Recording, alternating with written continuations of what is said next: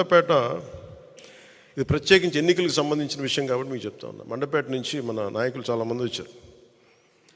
వచ్చి చాలా బాధపడిపోతూ ఉన్నారు. మనం పొత్తులో ఉండి మన చంద్రబాబు గారు ఇట్లా అనౌన్స్ చేశారు, మండపేట సీటు మనకి చెప్పాలి కదా అది ఇది అంటే ఖచ్చితంగా అది సరైన విధానంలో చెప్పలేదు. ఖచ్చితంగా అంత మీకు ఏకీపిస్తున్నాను. చాలా ఇబ్బంది పడ్డారు అందరూ.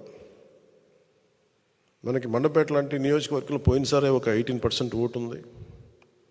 అది ఈ రోజున చాలా బలమైనటువంటి అబౌవ్ 23, 28 ఎగ్జాక్ట్ చెప్పండి 28 దాదాపు 26 నుంచి 27 ఒక 10% పెరిగింది పోయిన దానికి ఈసారికి. నేనేం చెప్పానంటే వాళ్ళందరికీ నేను కేవలం ఒక నియోజకవర్గాన్ని దృష్టిలో పెట్టుకొని మాట్లాడితే నేను నియోజకవర్గపు సంబంధించిన నాయకుడిని అవుతాను. నేను బర్డ్ ఐ వ్యూ అంటే అది విహంగ వీక్షణ ఉంటుంది, లేదంటే బర్డ్ ఐ వ్యూ. ఆ బర్డ్ ఐ వ్యూని చూస్తే తప్ప నేను రాష్ట్రాన్ని సంపూర్ణంగా చూడాలి.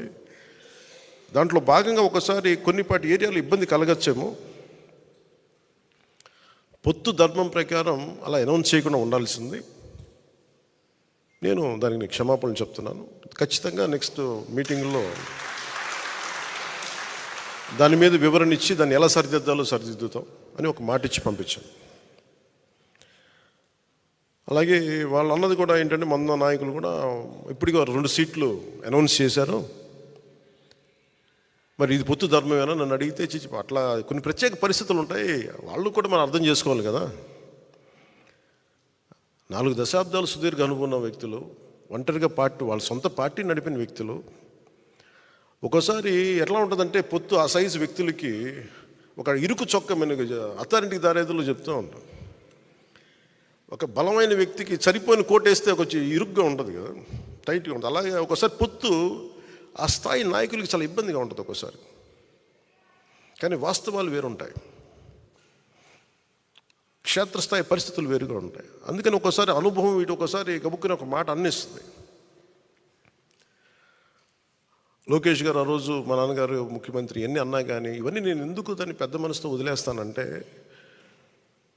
ఒక పార్టీని 3 దశాబ్దాలు నడిపి 3 సార్లు ముఖ్యమంత్రులుగా ఉండి అలాంటి కుటుంబం నుంచి వచ్చిన వ్యక్తులు సహజంగా గబుక్కుని ఒక మాట వచ్చేస్తుంది.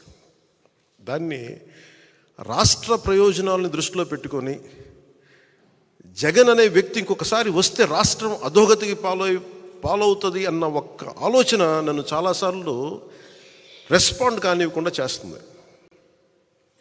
వాళ్ళు అలా మాట్లాడారు కదా, మీరు ఇలా మాట్లాడచ్చు కదా అంటే అదే కదా తేడా అని చెప్తాను నేను.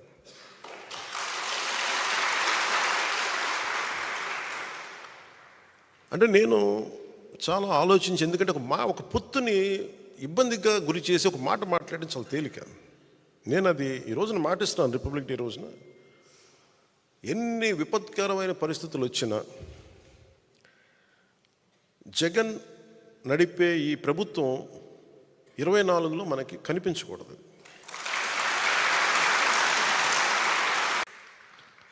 వారు 2 సీట్లు అనౌన్స్ చేశారు కాబట్టి ప్రత్యేక పరిస్థితుల్లో,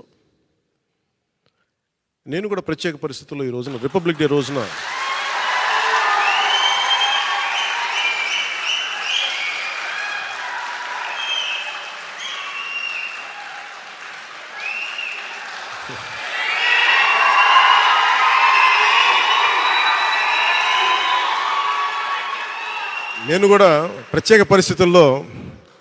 వాళ్ళు 2 సీట్లు అనౌన్స్ చేశారు కాబట్టి నేను కూడా 2 సీట్లు అనౌన్స్ చేస్తున్నాను ఈ రోజున.